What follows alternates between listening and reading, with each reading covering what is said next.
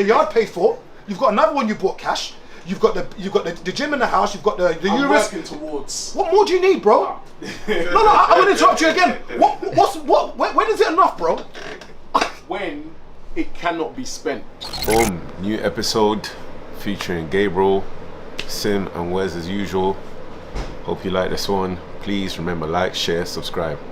Would you say that people complicate getting in shape? So for instance, is it simple as just saying burn more calories than you're taking in? Is it as simple as just that in regards to getting into shape? Yeah, well, if your goal is just to lose weight, then sure. And yeah, that will make a big difference. In fact, if your goal was just to lose weight, not even training and just fixing up your diet could have you looking a certain way. Just as simple as that. So, you know, like cutting out sugary drinks, cutting out the sugar in your coffee and your tea. Who knows how many you have in a day? You know, just cutting out the processed foods. And when I say cutting out, I don't mean doing this like teetotal. I'm talking about just balance. You know, like you don't have to have that stuff every day. You know, you can have it maybe on the weekend. You know. So and that will make a huge difference. Sugary drinks, for example, the calories in that is crazy. Yeah. So if you're having several a day, just imagine how much you're gonna count if you just said, I'm doing water. Okay. And then it accumulates over a week, over a month. You're gonna drop the pounds. You know. So how long have you actually been training? So for those who don't know, this is Simeon Panda, by the way. I'm pretty sure most are aware of him. They don't know him. They don't know him still. Funny thing is, the first time I actually met Simeon, I think it was online. I think it was the Twitter days. Okay. And I think the first time I actually properly met you, I think you came to one of the events I was doing in Brixton. Dirty Games. Yes. Yeah, I definitely remember. And I don't know if you remember one time I had a lot of cash on me. I don't know if you remember, you followed me to the car one time. You probably don't remember. I don't remember. Why it was in Brixton Plan B. Why did I do that? You don't remember. But I remember. I don't forget things. Why did I do that? So basically I was counting the cash. Yeah. And you probably don't remember. But you... It's ringing a bell, guys. Yeah, Brixton Plan B. As I was counting the cash, he goes, I'm going to follow you. I'm going to come with you. You probably don't remember. No, I do. Brixton Plan B. You came out with me. Well, why did I do that? I honestly don't know. I think you...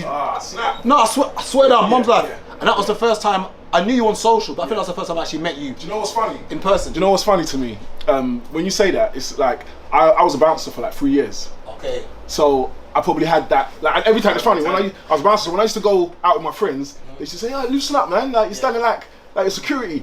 So I probably had the same notion, probably clocked, he's got to take the money out, you know, let me roll with him, like that. So that's probably what it is, you know. I remember that. That's one thing I remember. How do the two of you actually know each other, apart from both of you juicing? How did you both know each other? Look at this silly guy, you know. No, because you went LA the other day and I saw the shape that the two of you were in, and it made sense. Bro, it's diet, man. Say again? Like, remember, we've been training for a very long time. Yeah. So I picked up a dumbbell first in '98, and you were like what, '99? But around the same time. I've been lifting for about 22, 23 years. Yeah. And I think I started in 2000 or 2001. Yeah. Yeah. So. I started '98. Yeah. Between me and you, seriously, between me and you, how'd you that? Let me tell you something. I actually get. You can turn the camera off if you want right now. I actually get more. It's gonna sound a bit mad, but I actually get more pissed off when black dudes say that to me, because I kind of feel like you should know better. You should know your genetics. You should know better, you know, because you should know your genetics. You should know what you can actually do. Yeah. And as I was saying to you before we started filming, with me, like I can see that people will see my physique and think, but that is an achievement. But I've got 23 years of consistent training, and when I say consistent, I don't mean consistent like other people. Yeah, I had two years off and then I started again. No. I haven't had more than 4 days consecutively off training my entire life. And what's funny is that you're always in, from whatever I see, 100%. You're always in physique. No, yes, like because like that won't change because I train consistent. I do 7 days a week. I take a day off every now and then. But in regards to what you were saying about between me and you, specifically on that, the reason why that jars me as well is because especially when it's someone that feels like we're on a wavelength talking, I find it disrespectful that you think that I'm a bullshitter. So for me, that's a big deal. That means I lack integrity. So if you're on a level with me, thinking I lack integrity, it's not fitting as someone, not necessarily a friend, because a friend wouldn't think that, but even just someone that is talking to me and is trying to display some respect. Like, nah, you're not being respectful if you're trying to do the wink, wink, hush, hush, genuinely thinking that I'm lying online and I'm gonna give you a little no, it's not. Do you find it's always those who don't put in the work and are not in any position? Like, not sometimes people necessarily, even in your shape that say listen, that. because even recently, I had a big guy. Guy was like bigger than me. Okay. He wasn't like he had body fat. Okay, but he was bigger than me. He was solid, he was tall and massive. And even him tried to give me just want to get some tips. You know, Serious? and I was just, I kind of sighed. Because I thought, you should know better. And I even thought you should know better because like he knew people that I know. So I'm thinking like, there's no one like, was he being serious? I was joking. Was he being serious? He was asking for genuine advice. He was like, because I'm trying to and I'm thinking, what are we doing here? Because we've spoken for 20 minutes before this, and I'm vibing with you, man. Yeah. Thinking, like he's telling me he's been supporting you. You don't know me. Yeah. Because you're not a supporter, because you ain't got a clue about me. If you genuinely think that, and if you think that it's let me get the little trick, like, you don't know me and you don't respect me either. So as soon as I heard that, I was like, I kind of want to. I tell you what I find funny though is that when people say that, juice doesn't get you in shape. Because that's your diet, right? Diet. Well, Or am I wrong in suggesting that juice just makes you recover quicker? Or am I wrong? Not that I know about it. Sorry, I know I seem to know quite a bit. Not that I know about it. But what does it actually do? I've seen guys, they've done studies where especially people I think have used stuff and built muscle without. So I think But you won't get in scientifically that's not shape, even. though. But you won't get in shape though, will you? Oh no, That's diet, isn't it? Like, Well, it's diet and exercise. I was saying, like, to get in shape, just like cutting out bad food and eating and clean could get you to a certain level, but intense training is going to build muscle, and the level of training that you do, the amount you do, is going to determine how far that goes.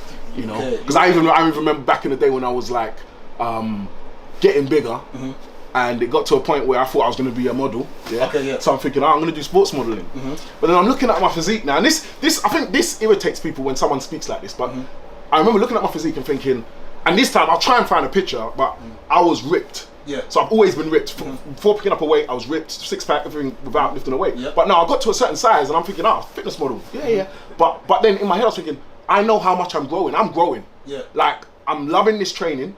It feels fantastic, and I'm growing. If I don't slow it down, I'm gonna pass what a fitness. At the time, this is what I thought, because obviously things have changed. But at the time, I thought I'm gonna pass what a fitness model looks like, according to Men's Health, etc. You know, and then I literally remember making a decision. I don't care. I'm going ham. I love this. I feels dope, and I carried on growing, and I passed what was back then a fitness model size. Now, when did your fitness journey actually start? As in, when you said that I'm actually going to take this seriously, not when you started first going to the gym, but when you thought, hold on a minute, genetic wise, I'm actually a beast, like, I can do this. No, I took it serious from day one, man. I kind of say it all the time to people, like, I've told the story a million times, but I used to take dumbbells to go play PlayStation. Nah, he's not joking. So, like, my guys that I grew up with in North, like Herbs, Miles, Clinton, they will vouch for this. Like, I will take, like, you have a chill spot. If I'm going to the chill spot, I used to take one dumbbell. Because, while everyone's chilling, smoking, whatever, I'm just, what you say? Couple curls, couple, like that. Because and for me, training wasn't about being a bodybuilder. I never wanted to, not I've never wanted to, I never had that aspiration. I just loved the way it felt. So when I'm doing this, it's because this feels fantastic. We know the pump. We all know the pump. I'm doing this because it feels good. The whole pump and just feeling solid.